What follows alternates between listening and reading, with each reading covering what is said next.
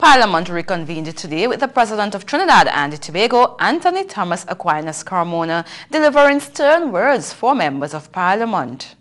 Today's ceremonial opening began with the swearing-in of newly elected member for Chaguanas West, Mr. Jack Warner, and the 4 independent senators.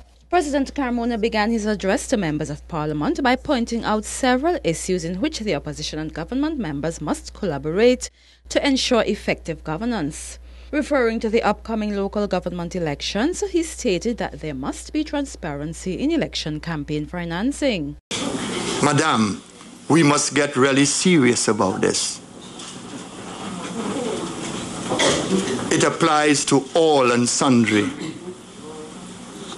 The time has come that when we must bite the bullet of campaign financing reform and introduce appropriate measures for disclosure, reporting, and enforcement laws to ensure transparency and accountability in the management of the country's electoral system.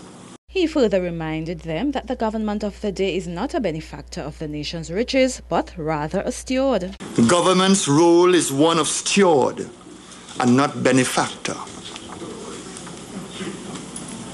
The elected government of the day is not a benefactor of the nation's riches, but rather a facilitator of its distribution. The government of the day should ensure that the nation's resources are evenly and fairly distributed, not based on how one chooses to cast one's vote. It makes a mockery of a democracy if the exercise of my civic right attracts punishment, verbal flagellation, and marginalization.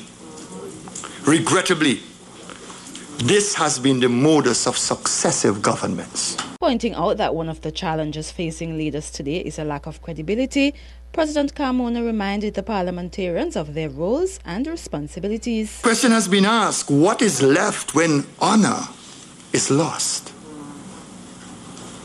Ladies and gentlemen, honor cannot be legislated.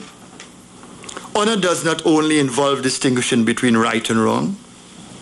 Honor demands that we eschew the very perception of wrongdoing and impropriety. A university education does not make one honorable. He added that the nation is depending on parliamentarians to demonstrate that they are worthy to lead.